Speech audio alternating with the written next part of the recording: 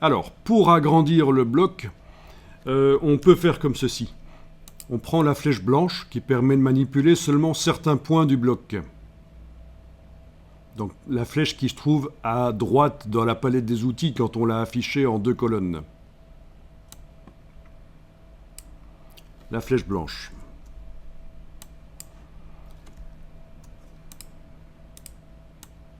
Voilà. Voilà la procédure, je vous explique.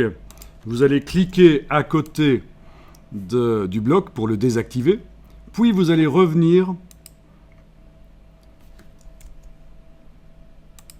Ah oui, et là on aurait peut-être intérêt à faire passer, quand vous avez cliqué à côté du bloc, à faire passer en affichage sans les couleurs. Vous vous souvenez, CTRL-Y, ce qui correspond à affichage tracé.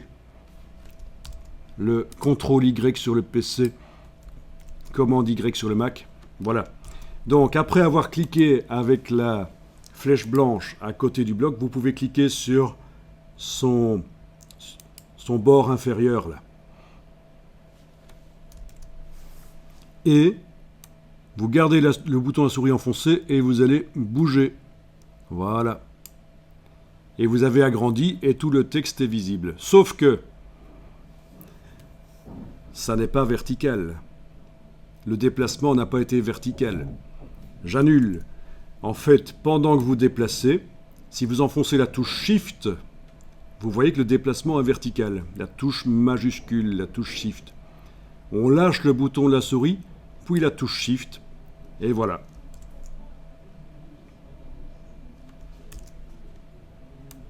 Donc, la touche Shift, pendant qu'on déplace, c'est parfait. J'aurais pu aussi prendre la partie droite et l'agrandir de la même manière. C'est le même principe. Ou la partie gauche, ou n'importe quelle partie du rectangle. Agrandir le rectangle par n'importe lequel de ses côtés. Le fait est que nous voulions que tout le texte soit visible. Voilà. Bon, quand on a vu ça, on peut repasser en affichage aperçu, CTRL-Y. Voilà. Le petit signe plus, forcément, n'est plus là en principe. Tout le texte est visible.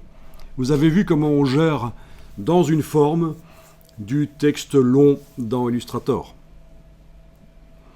Voilà. Et bien sûr, vous n'êtes pas obligé, si vous voulez mettre votre vrai texte, vous n'êtes bien sûr pas obligé de tout taper vous-même. Hein, imaginons, voilà.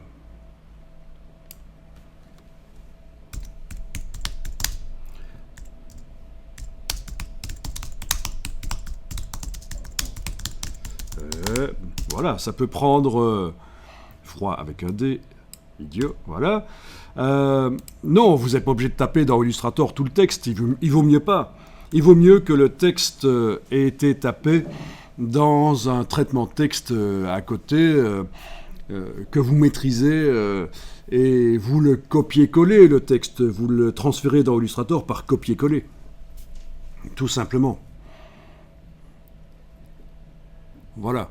Et avantage aussi, c'est que le texte, c'est pas nécessairement vous qui l'avez créé ou qui le créez. Ça peut être un rédacteur, ça peut être du texte libre, du domaine public, qui vient de Wikipédia, par exemple. Voilà, ça. Donc par copier-coller, ça fonctionne bien.